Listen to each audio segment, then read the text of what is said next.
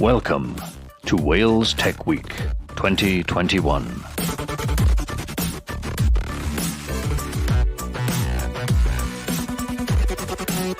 Thank you to our partners. Enjoy the session.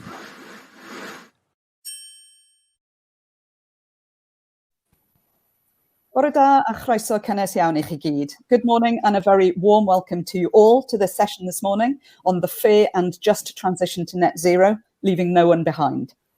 In this session, we'll be exploring how smart data, innovation and technology can all be harnessed to support vulnerable people and those in fuel poverty on their journey to net zero. I'm joined this morning by a great panel, including Helen Stockton from National Energy Action, Jack Wilkinson-Dix from Energy Saving Trust in Wales, and Simone Lowthe-Thomas from Severn-Wye Energy Agency. After sort of a few comments from each of the panelists, we'll have an open forum for questions. So please use the comments function on the side throughout the event, and we'll get to as many of those questions as we can. So as you may know, Smart Energy GB is responsible for the national consumer campaign for the smart meter rollout. Our remit is to explain the benefits of smart metering to the public and help them to feel more confident in getting a smart meter installed.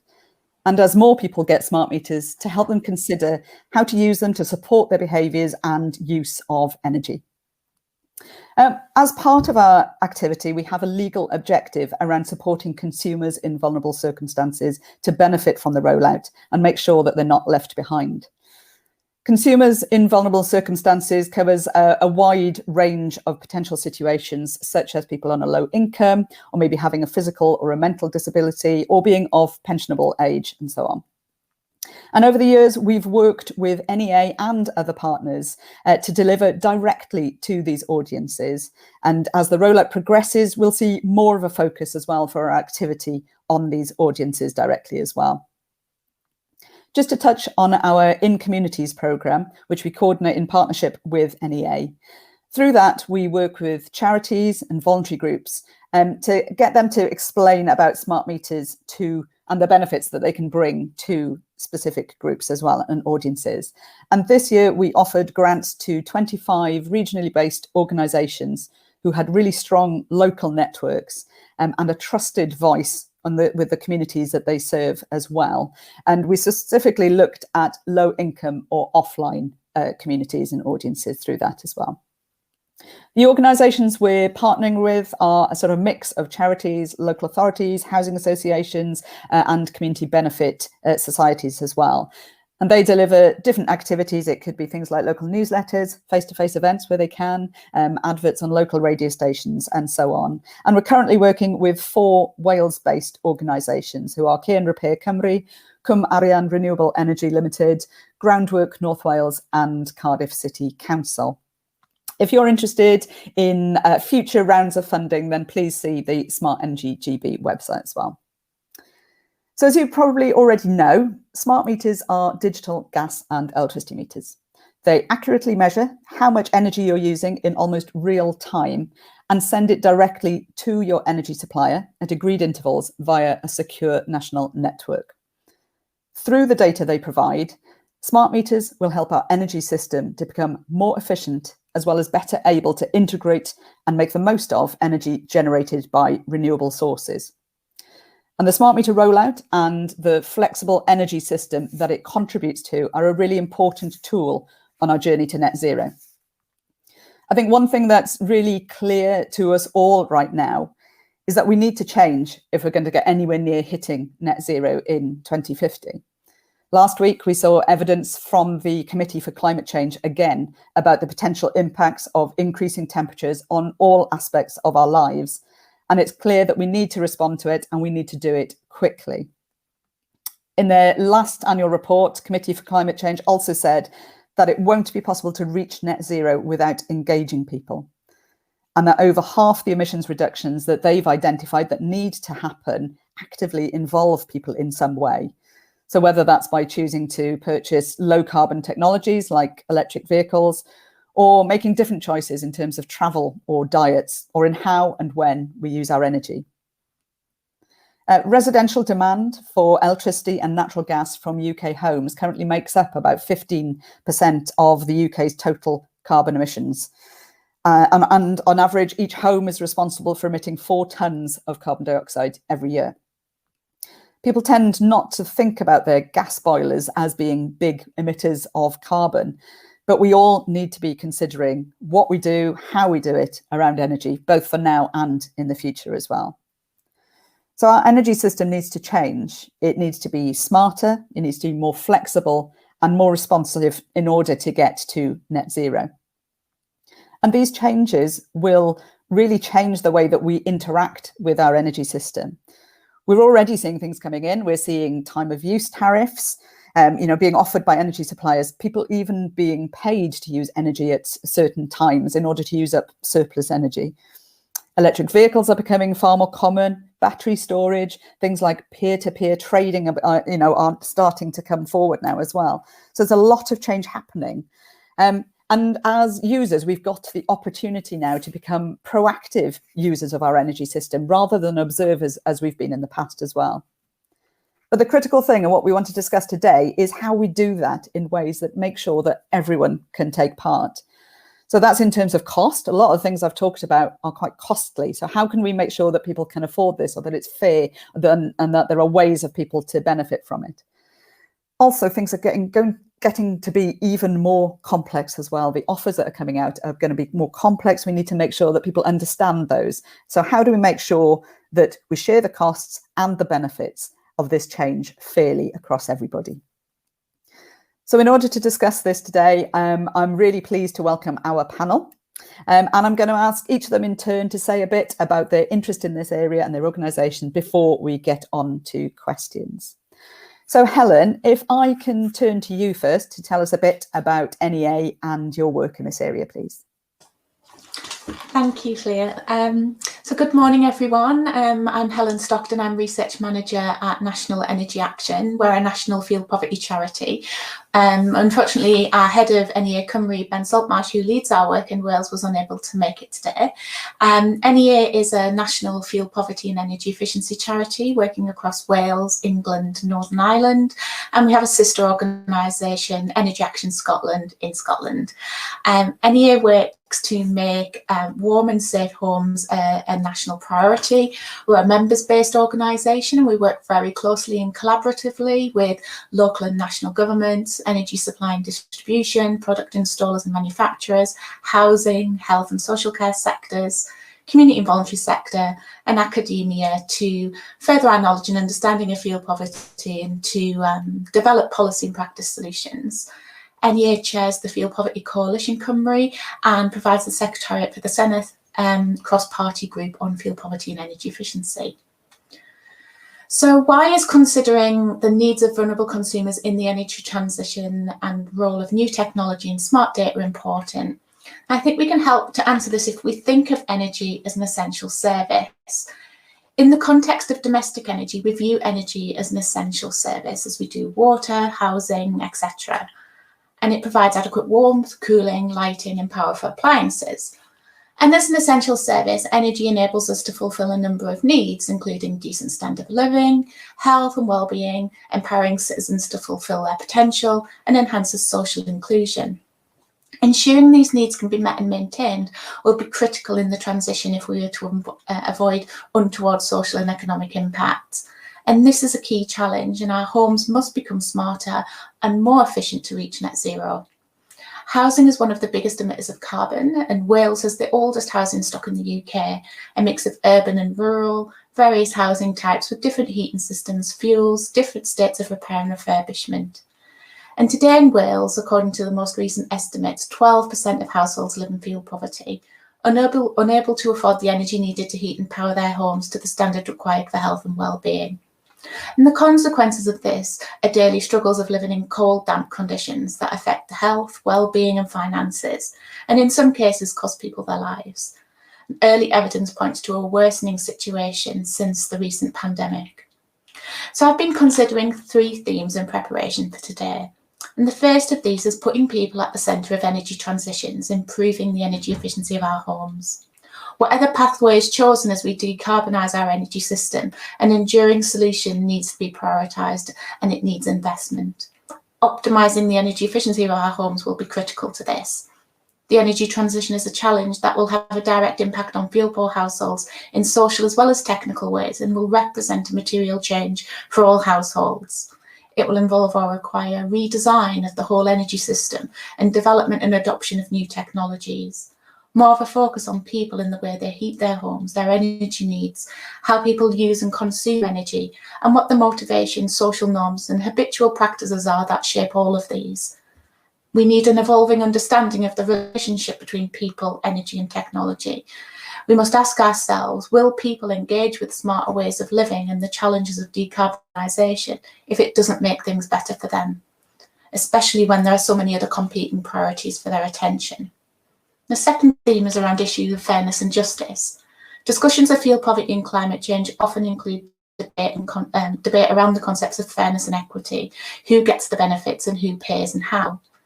The energy justice debate considers not just the distribution of costs and benefits, but also issues around recognition justice, so who does it affect, who's included, who's ignored, and procedural justice, and this concerns the design of strategies for addressing the challenge.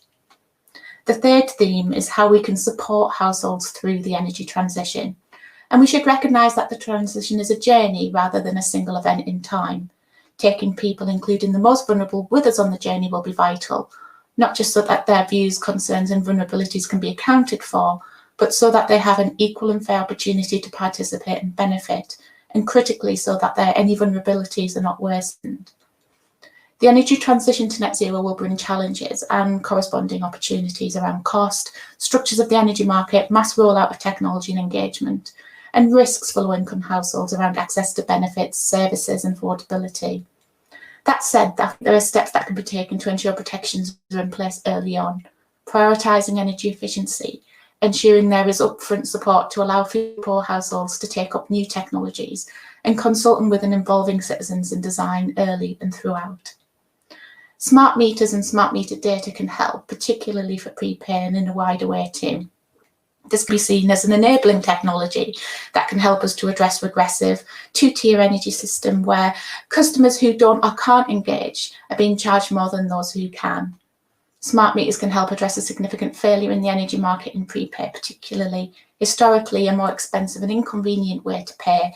And in Wales, 1 in 5 households use a prepayment meter, with around 300,000 using one-for-one fuel. Smart prepay, we think, can help with the day-to-day experience of being on prepayment meters, the levels of service, structural inequality and friction when it comes to switching, and the challenge in accessibility to top up, which we think has been exacerbated by COVID, and the constant threat of self-disconnection. So it's paramount that this is rolled out and prioritised as soon as possible. There are wider benefits that stem from digitisation and richer data, including suppliers and trusted third parties being able to identify issues as they occur in near to real time and to intervene in informed and tailored ways. And as well as smart meters, the smart meters have a role as being an essential building block of a cleaner, greener energy system. Later this month, we'll be publishing some new research undertaken with Energy Action Scotland that evaluates the potential benefits of smart meter prepayment and remaining barriers to further uptake. So do look out for this. Should be coming in the next few weeks. And of course, there are challenges around increasing digitisation and digital exclusion that extend just beyond access to the internet. But as I say, this is all of central importance, and it's crucial we don't leave the people who've been at the back of the queue for so long further behind still. And those conclude my remarks. Thank you, Fflur. Thanks, Helen. I really like the idea of putting people absolutely at the centre, because I think a lot of the net zero journey is focused on technology, it's focused on innovation, it's maybe focused on policy and driving those forward, but actually not speaking to the people. And I think that is critical and becoming more and more clear for us all now as well, and needs to be addressed. So thank you for those. Jack, if I can turn to you next to talk a bit about Energy Savings Trust and your work in this area as well. Yeah, absolutely. So I'm Jack Wilkinson-Dix from Energy Saving Trust. We operate across the whole of the UK, focusing on fuel poverty, energy efficiency, renewable energy and heat, and low carbon transport, working alongside partners, some of whom are on this call, as well as governments on different programmes. And then I myself lead the policy work across these different areas here in Wales. And just sort of picking up on some of the points that Helen was making, it's really great to be here talking about these issues now at this point. We're at a real cusp of this transition towards smarter smarter energy, low carbon heat. And it's crucial to talk honestly about some of the risks and challenges as well as the great opportunities. The fairness of the transition should really be a key focus here in Wales. Too many people in Wales are suffering from being in fuel poverty, and this is despite impressive strides that have been made in the past decade or so through the Warm Homes programme, through uplifts in the energy efficiency of social housing. And Helen touched on it there, and we are due to see updated fuel poverty statistics towards the end of the year. We haven't had them for a few years now, and I think we're all expecting that the impact of COVID and the lockdowns will have pushed more households and more families into fuel poverty than before the pandemic. And so this is still very much a live issue. How do we tackle fuel poverty for so many people in Wales?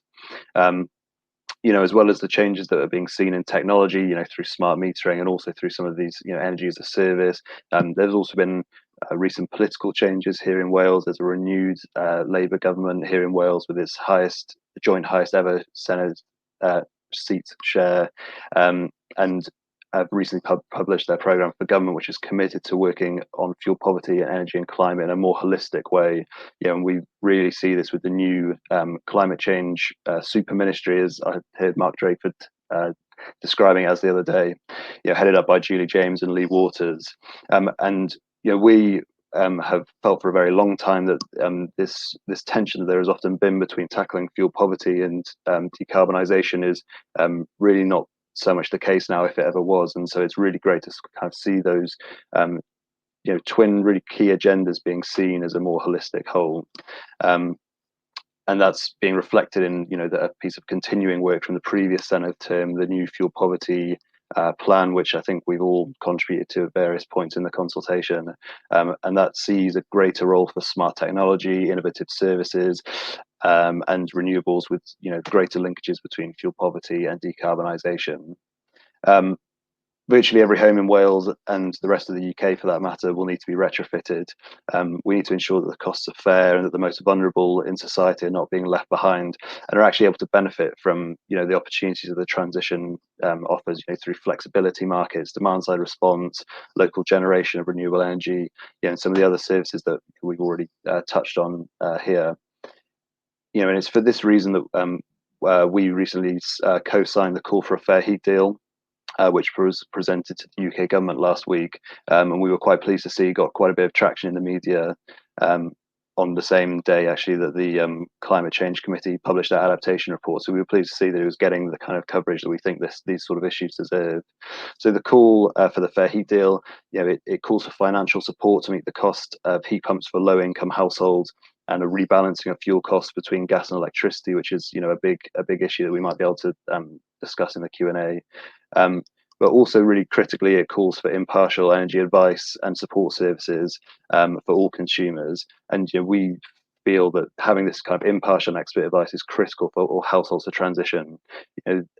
We will see an ever-expanding range of services and technologies, and it will be really crucial that households are helped in this transition, because it can be a complex area, and it will likely get more complex if we're sort of being honest about what the future holds in the near term.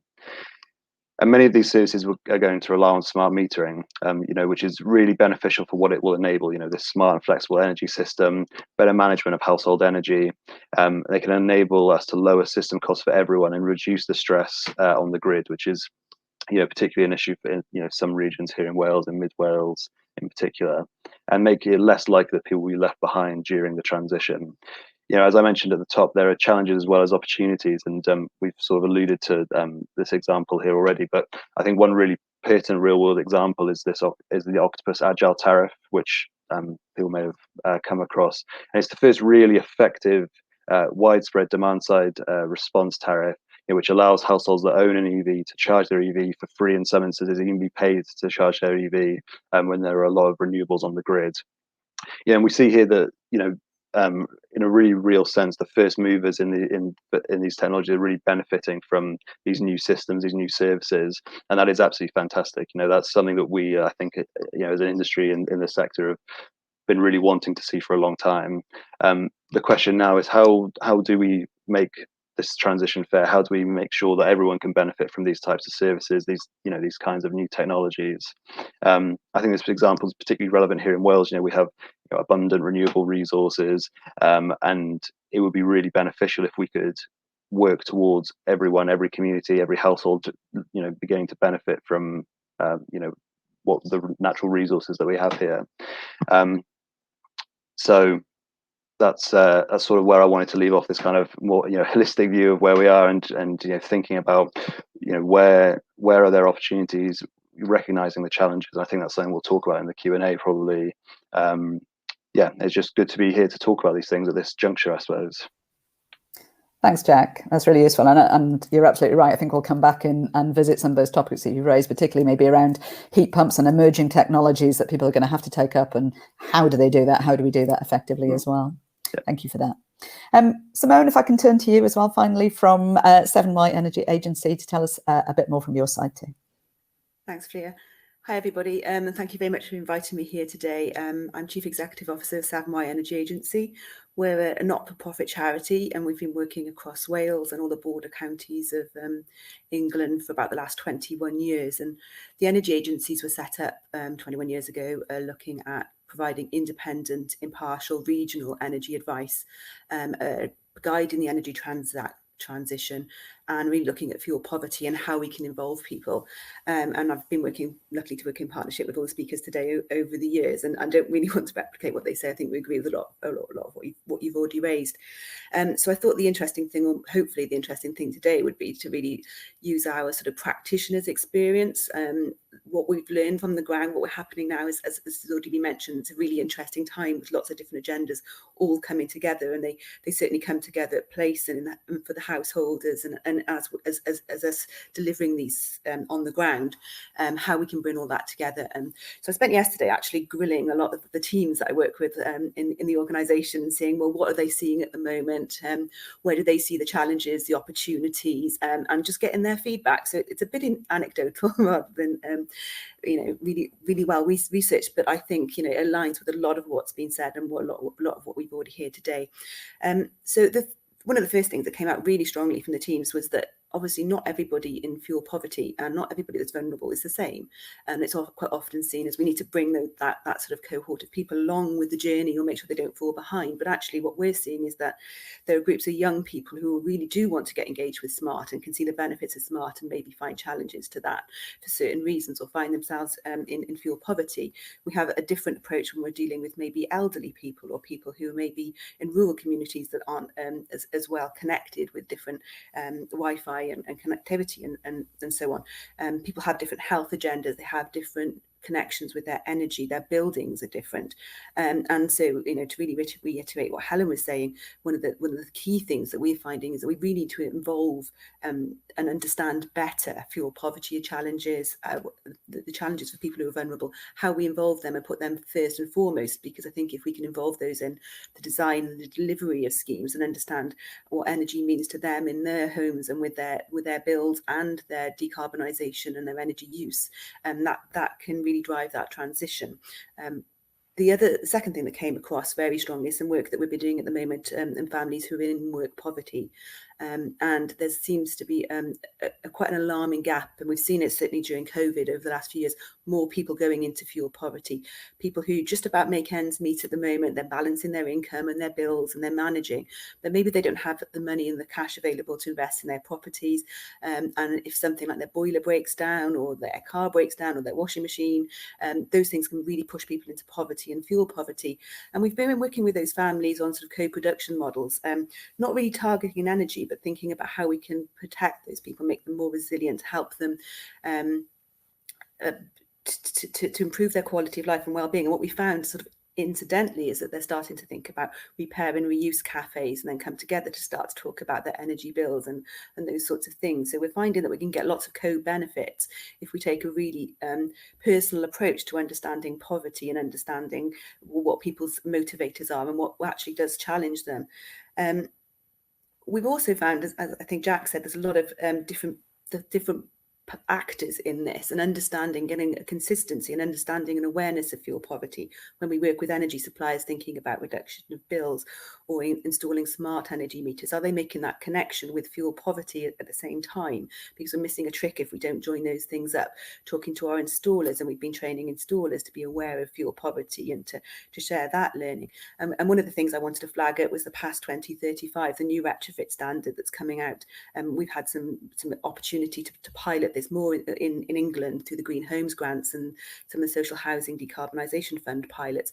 And what we found is that you need to bring together that energy expertise to really mash the energy measures that are needed to meet the decarbonisation, and then really look at the occupancy and the household behaviours to make sure the bills are coming down and that we've got the right energy model for those people. And what one of the real opportunities with the past 2035 is that sort of whole house approach, but also the fact that we can install things like humidity measures, temperature monitors and smart meters to really understand the user behaviour and the energy needs and get the thermal warmth and the health outcomes that we also want to achieve. And that can really help to inform how we take retrofit forward.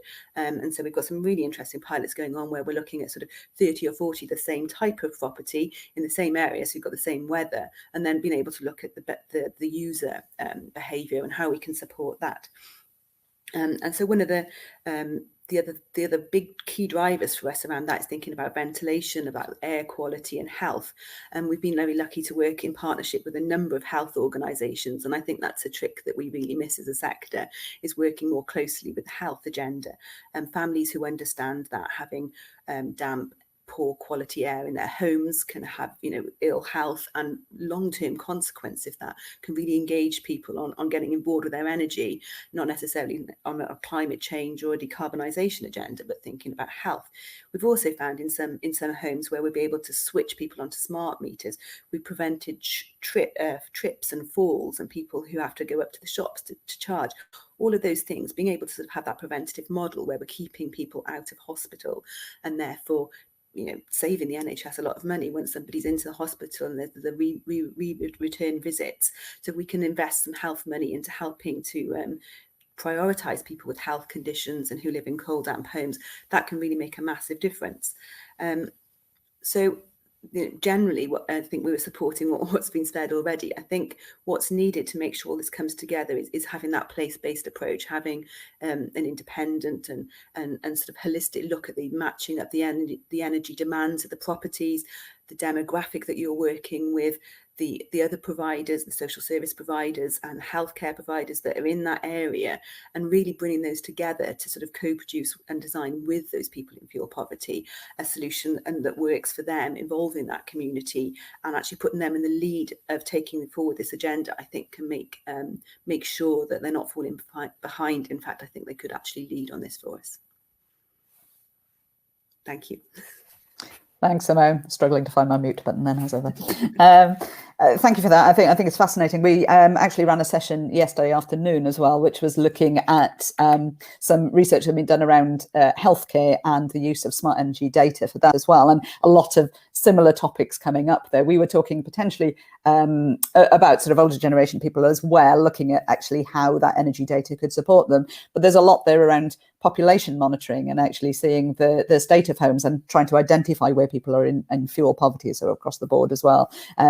So that was really interesting. And I think, again, all of you have sort of pulled out that sort of that people approach and needing to understand actually what the issues are, because they aren't just, there isn't a clear, like, this is what needs solving. There isn't a one clear path of what we need to do. So I think is really interesting in terms of how we do that. But I think one of the things I wanted to turn to now is, Jack, you mentioned sort of heat pumps and new technologies and things like that.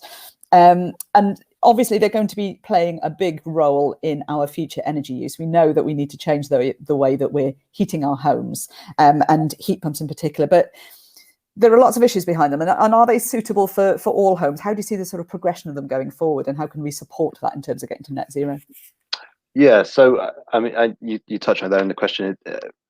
While we, don't want to write off any, low carbon home heating source, the best available evidence, from the Climate Change Committee suggests that most people will end up heating their homes with a heat pump by 2050, and so we need to think about how that, how that can be achieved. I mean, my sense is that lots of people outside of our world don't even know that a heat pump exists, and don't know how it works and how it differs from how they heat their homes currently. So there's a big jump there in terms of engaging people.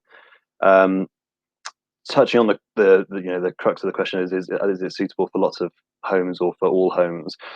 We get asked this quite a lot, and it's a fair enough question. It goes back to the lack of understanding, I think, or the lack of knowledge around this heating source. And so what we like to do is talk about some of our case studies from work we've done up in Scotland, some work that we've done here in Wales, and people we've spoken to. And so a few weeks ago, I was speaking to a man up in Gwynedd called Gwilym, who has installed a ground source heat pump in his pre-1900s home there, and he installed it along with some relatively minor energy efficiency retrofit, but it certainly wasn't this sort of whole house envelope external wall insulation that you might think would be necessary. And it's worked completely, perfectly well in their house. They're very happy, with the heat that they get from their heat pump. We do a lot more installations through our programs that we help to manage in Scotland, and we've installed heat pumps in, the Highlands and Islands, on the west coast. If you look to Scandinavia, where most heat pumps are installed, they regularly operate below freezing. So it's not so much a kind of technological issue. They will operate in virtually any home, and not to brush over, I suppose, the other part of the question is that we would always say that you should try and retrofit your home to be as energy efficient as possible, and that goes for heat pumps, that goes for any heating source. It is a no regrets option. It will reduce fuel bills, it will reduce carbon emissions, even if it's with a gas boiler. And then the other big issue that we have come across related to heat pumps and heat pump installations is that it's really critical, and I think Simone touched on it, that we really need to have the skills and the quality there in the workforce. The issue that often comes up is a heat pump hasn't been correctly sized to the property. There haven't been the efforts made to think about the whole system, the size of the radiators, this sort of thing, which a skilled and qualified tradesperson would be able to do. So there's a sort of knowledge gap from the consumer perspective, and there's also perhaps the skills gap that we really need to address. And this is another one of these opportunities, I think, that if we did engage in this, engage in upskilling, engage in the rollout of heat pumps, there's a huge opportunity there for kind of sustained growth across Wales and across the UK. I've kind of waffled on there a little bit about heat pumps, but that's we get that question quite a bit. So it is really interesting, isn't it? And working on a campaign like the smart meter rollout, it has been challenging, and it's been challenging for people to understand why they would need a smart meter, which is something which is no extra cost to them, and actually is giving them benefits as well as giving the system benefits. I think there will be a big challenge around getting people to change their heating systems when they don't realise that actually their gas boiler is working perfectly well for them. Why would they want to change it? So I think that there is a real need to engage people. And again, it's been a theme that's come out this morning is that sort of engagement. And Simone, I don't know if you want to draw out, if you've got sort of examples of where you've been doing this as well, in terms of thinking of actually these are quite new technologies and actually working with communities that maybe wouldn't think of this normally. How do you engage them? How do you sort of get them to take part and understand the benefits to them as well around these technologies? As I said earlier, I think it is about having conversations with people about their energy expectations, their relationship with energy in their home, but also understanding some of the challenges. You have to start with listening, and there's a history in every area around relationships with energy. There's been mistakes made by all sorts of people over the years with introductions of new technologies and not thinking about the customer and so on. I think as I mentioned earlier, that with the new measures that we're installing and having that approach where we're having trained fuel poverty and advisors going in and actually talking to people first before we look at measures around their energy use and what they want from their home and their well-being. And when we start designing some of those solutions, as Jack mentioned, air source heat pumps are going to be a driver for the decarbonisation agenda. Most of the solutions, when we're looking at the whole house retrofit, they come forward as being really essential for getting those decarbonisation targets, but it's then putting together that package with the energy efficiency measures, the ventilation that may be needed if we're doing sort of different types of external or internal wall insulations, and people understanding about that new way of sort of the heating and using their home, and thinking about the energy bill. So we are having to be quite creative in some ways about thinking about, well, how if we're going to put air source in, for example, if energy costs may go up, well, how can we reduce those through the energy measures that we put into the energy behaviours, and understanding how people want to use their systems. So that training around thermostat and how the energy systems will be different will be absolutely essential for getting communities on board. And there's been some great examples from community-led initiatives, I think, where local people have been involved in apprenticeship training, training up as energy ambassadors and going in and sharing with their community, learning about those technologies, installing those technologies, and then supporting people to use them. And that sort of community-led from within has been really effective in reducing energy consumption and the decarbonisation agenda. I think you're right. And I think it's that element of trust, isn't it? Both in terms of the organisation speaking to you and telling you about this as well, and larger as well in terms of sort of national campaigns around these things. They need to be honest. They need to be honest that, heat pumps will cause some disruption to you, to your life and things like that. But the benefit at the end of it is worth that investment. So I think there does need to be that sort of honesty around it as well, and making sure that people trust the information that is given to them as well. Helen, just turning to you, you touched a bit on sort of prepayment meters, smart meters and things like that. And we've been working with you on a project recently. I don't know if you want to talk a little bit more about that research as well. I know it's coming out later this month, so maybe you can't give us too many spoilers, but maybe just a sneak peek into what's coming out. Sure, absolutely. Yes, we have been undertaking some research recently, which is really about looking at how we can maximise the smart meter rollout, particularly for prepayment meter customers. And as part of that work, we've had feedback from over 132 organisations. I think it was. We've done some key informant interviews, but we also spoke to households themselves, both those that use a standard prepayment meter, but also those that use a smart prepayment meter, to understand what the potential benefits could be for households. So in terms of potential benefits, we've identified a number of those for different stakeholders within the energy sector. So of course households, but also benefits to the supply industry, but also some macro kind of economic level benefits as well. So in terms of customers, we think the key benefits there will be around the ability to change payment type, access to innovative and new tariffs that might not be available to those that are on standard prepayment meters currently. But also I think what it does is it opens up the opportunity not just for households to access in kind of current innovative tariffs, like Jack already mentioned, time of use tariffs, but I think what it also does is it opens or provides an opportunity for industry to be more innovative and kind of creative when it comes to new ways of introducing tariffs to the market, and tariffs that will meet the needs of low income households and allow them to meet their energy needs, but in a way that is more creative as a tariff, and affordability being key there. Also benefits around vending options. One of the challenges with prepayment meters that we've seen in the current pandemic is households being able to get out to top up a key or card for their prepayment meter, you know, especially if they're vulnerable and have been isolating or shielding. But also outside of the pandemic, in normal times, there are challenges around topping up a prepayment meter, not just in terms of affordability and risk around self-disconnection. I mean, we know that low-income households will underuse heat, will underuse energy, so it is a way of managing cost.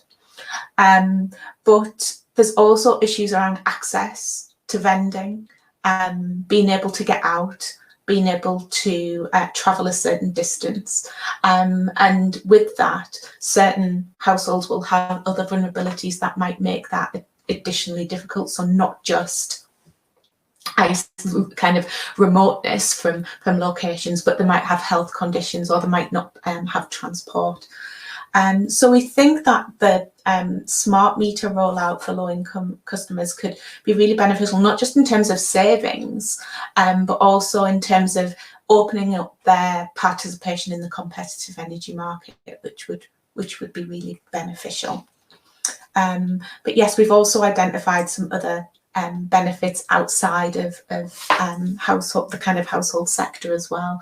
So things like savings to the energy industry, you know, in the billions of pounds, and savings in terms of CO2 saved. So we're estimating around 130,000 tonnes of CO2 per year, and also contributing thousands of jobs to the national economy as well. So I think, you know, beyond enabling low-income households to meet their energy needs, enhancing their participation in the competitive energy market, there's these broader benefits to the smart meter rollout as well, to industry, but also to the wider economy. Thanks, Helen. And that report is going to be published end of this month, isn't it? So you can see it either on NEA or Smart Energy GB's website as well. So yes, and I'm sure it'll do the rounds on social media. I'm sure it will. Yeah. Excellent. I'm being given a sort of last minute warning now. We've got a few minutes left and this session has flown by. Thank you to all of you for that. Can I just maybe for some final closing comments? Obviously, we've talked about we need to get to net zero quickly, and that is one of the issues. So what are your sort of key thoughts around how do we progress quickly enough without leaving less connected or more vulnerable consumers behind? You know, how do we make sure that everybody comes on this journey with us? Just a few closing comments. Simone, can I come to you first? Yeah, I think I'll go back to what I said earlier, actually. I think if you actually put those people in the lead, what we found in where we've been working with communities and talking directly and saying, what can we do in your communities? And they're coming up with the ideas and telling us what's needed. We've just found the money. That can be fairly straightforward when you've got that drive and you've got that engagement already. So I think it is really about connecting to people and leading, letting them lead and find those solutions. And I think they can bring us along on the journey, actually. Thanks. Jack, can I come to you next? Yeah, I completely agree with Simone's point. It's so important to bring people along for the journey. It's so important to have engagement and realizing that each person's transition will be different. I would say as well that we have lots of opportunities to be offering innovative and cutting edge approaches to people who would otherwise be classed as being vulnerable. You know, I'm thinking in particular there of people that are using oil to heat their homes, you know, in rural areas. You know, we know what the best, or we have a very good idea of what the best retrofit approach is likely to be for those households, and so we should be targeting those households as low and no regret options, and we can use that to upskill, to trial new approaches. So I think that's, you know, looking for the opportunities that present themselves immediately, and that's one of them, I think. And I think that's really key, actually, is those trials for everybody. So not just on those who can afford it. Actually, let's try it across our populations and across our communities. Helen, just turning to you for a last few words as well, please. Yeah, thank you. Just really picking up on Simone and Jack's point there. I think having early conversations with our communities is so important. But picking up on Jack's point as well, it's we probably don't want to be looking right now for the solution that will be available in, say, 2040, 2050. As I said earlier, it's a progression, it's a transition. And I think, you know, as the Committee on Climate Change identified in 2019, is that we shouldn't shy away from hybrid solutions that will help our communities get on the pathway early. Because once you can start having these conversations and getting them kind of on the journey, so like a hybrid heat pump, for example, introducing the new technologies early, I think, is a good way of getting people on board. I think that's right. And getting technologies that we've got now, we need to get those in place now, don't we? And smart meters are a key thing of that. Actually, we've been talking about smart meters for decades now, and now they're rolling out. We need to be faster at pushing these things out as well, and making sure that we're talking to people about them. Thank you to all of you. It's been a brilliant session. And as I say, we could go on for a lot longer, I know, discussing all of this, but we've really appreciated it today. I hope you've all enjoyed the session. And thank you to all the panelists, and we look forward to seeing you again soon. Thank you.